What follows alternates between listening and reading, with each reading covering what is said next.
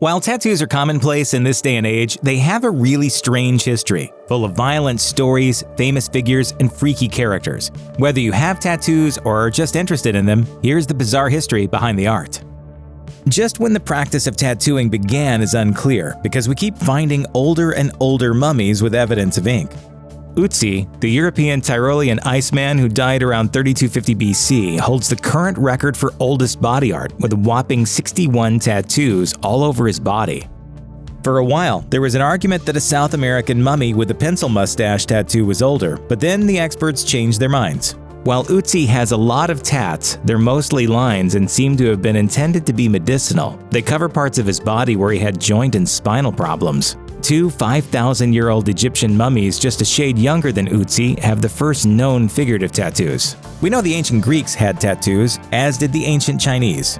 And importantly, we know ink was for both men and women. A Siberian princess who died 2,500 years ago has very cool tattoos that are startlingly similar to modern ones.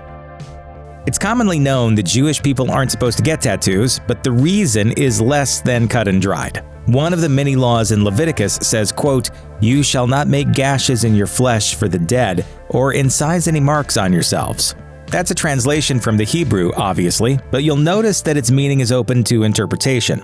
Harvard Divinity School explains that there probably wasn't any real issue with tattooing, and Jews might have been doing it before the ban. However, by making them a no-no, Israelites were distinguishing themselves as different from people like the Babylonians and Egyptians who did tattoo themselves. Inkless skin was another way the early Jews became their own group. Then the Nazis added a whole other horrible level to Jewish tattooing. In concentration camps, the Nazis forcibly inked identification numbers on their prisoners, which was a violation of their bodily autonomy and their religion. So now, Jews getting tattoos is extra controversial. That doesn't mean they don't do it, though. Many young Jews get tattoos, including ones directly related to their religion. There aren't any real consequences to getting tattoos if you're Jewish, as the idea you can't be buried in a Jewish cemetery if you have body art is false. Even though Leviticus is included in the Christian Bible, the verse about not getting tattoos was pretty much ignored, just like similar Jewish laws on eating kosher. According to the Catholic News Agency, that particular branch of Christianity has never had a ban on body art. Some later Christian churches weren't the biggest tattoo fans, but there has never been a Christianity-wide ban. Quite the opposite is true. In fact, in the Roman Empire, before Christianity was legal, early believers would often tattoo themselves with signs of their faith, marking themselves permanently as followers of Christ and, ironically, as criminals. In the Bible, Paul says he, quote, bears the marks of Jesus on his body, and while scholars think he was being metaphorical, it isn't certain. Christians kept up the body art even once their religion was widely accepted. Early historians talk about the practice, and popular design choices seem to have been crosses and marks representing the wounds of Jesus.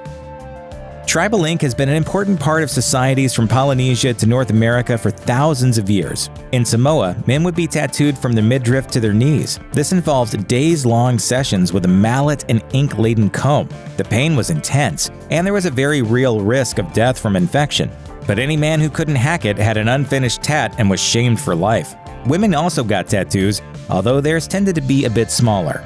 Some Native American tribes used a sharpened bone or rock to carve a design into the skin.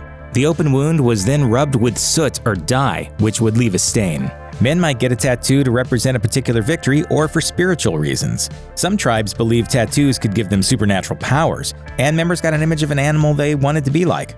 Of course, then Christians came along and decided that the practice must be stopped. Western missionaries who showed up in Polynesia in the 1800s vilified tattooing, and the art form went into decline.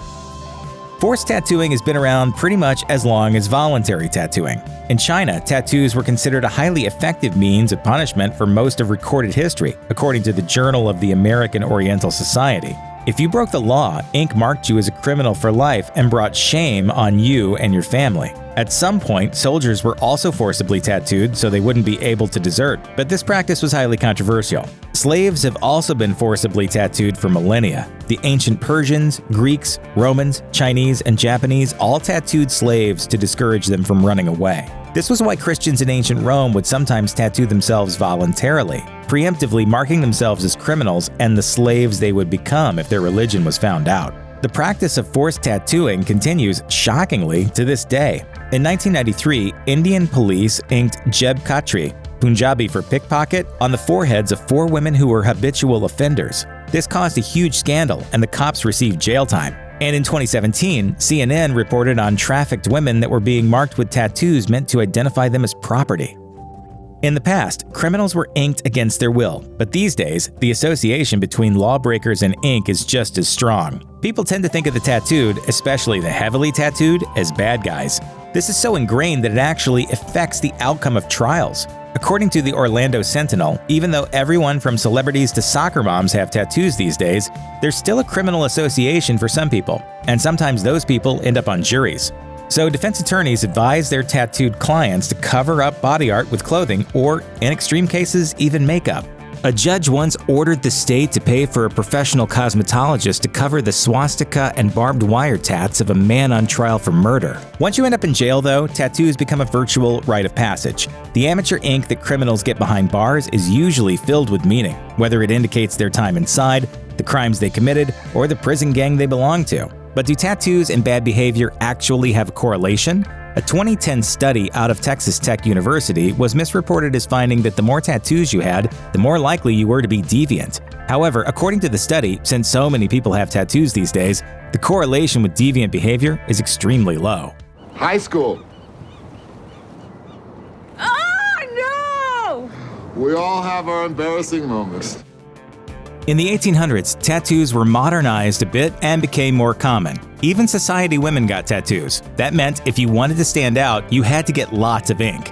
Since this was also the heyday of the circus and its sideshows, this meant the introduction of the heavily tattooed freak. While some sideshows had tattooed men, it was the tattooed lady that really made headlines. According to Vice, the first official tattooed lady was Nora Hildebrandt, who worked briefly for Barnum & Bailey before she was replaced. Tattoos and female sexuality were heavily intertwined in the public mind. Time says that tattooed ladies often performed stripteases to show off all their ink. In the beginning of the phenomenon, the women all had stories about how they'd been kidnapped and tattooed against their wills. But this lie fell out of fashion. Spectators could buy photos of tattooed ladies to take home as souvenirs. While there was definitely an exploitative side, working as a sideshow attraction was one of the few ways women at the time could earn their own money and have some kind of independence. These days, lots of tattoos can still get a woman noticed, but the ante has seriously been upped. The most tattooed woman in the world as of 2018 was a 69-year-old from Florida named Charlotte Gutenberg, with 98.75% of her body covered in ink. However, the record for most tattooed person in the world is held by a man named Lucky Diamond Rich, whose entire body is tattooed. The history of the nautical tattoo stretches back to at least the 1500s. According to the Naval History and Heritage Command, this was exacerbated by the length and boring nature of sea voyages. Sailors sat around with nothing to do, so they took up tattooing each other to pass the time. It was a very amateurish affair. Ink was made from gunpowder and urine. The Brits started the tradition, and it spread to America from there. By the late 1700s, 1/3 and 1/5 of their navies, respectively, had body art. During the American Civil War, sailors got tattoos to commemorate the first battle between ironclad ships. Participants in the Spanish-American War inked "Remember the Maine" on their bodies.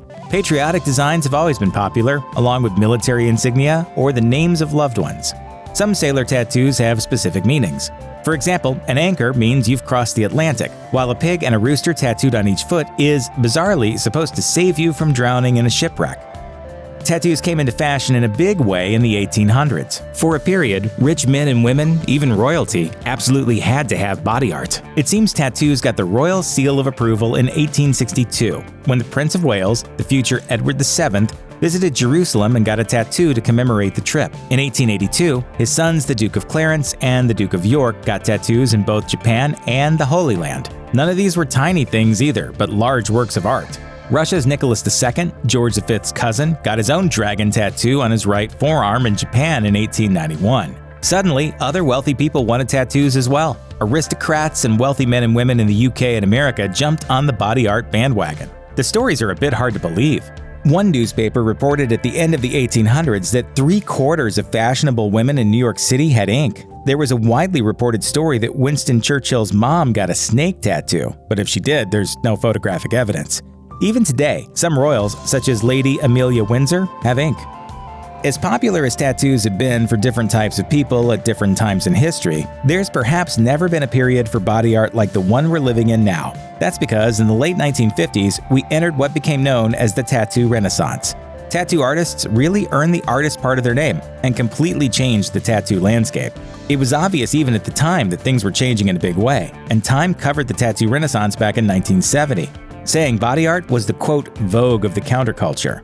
Dude, you got a tattoo!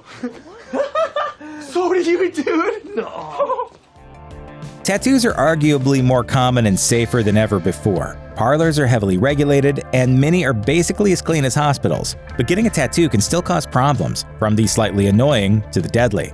CBS News reported on a 2015 study that found 10% of tattoo getting in New York City had short-term complications. 6% of people suffered significant problems, including rashes, itching, or swelling that stuck around for more than 4 months. Some people had these tattoo-related problems for years. It was so bad that the researcher admitted to being surprised by her findings. The best-case scenario when you have a bad tattoo reaction is taking steroids. However, in some cases, it might be better to get the tattoo lasered off. There are occasionally reports about serious scarring or even amputation close calls. According to Paste, in 2017, a Texas man died when he swam in the Gulf of Mexico just 5 days after getting a calf tattoo. The open wound got infected and killed him. When it comes to getting tattoos, aftercare is just as important as where you go to get the ink. Check out one of our newest videos right here. Plus, even more grunge videos about your favorite stuff are coming soon. Subscribe to our YouTube channel and hit the bell so you don't miss a single one.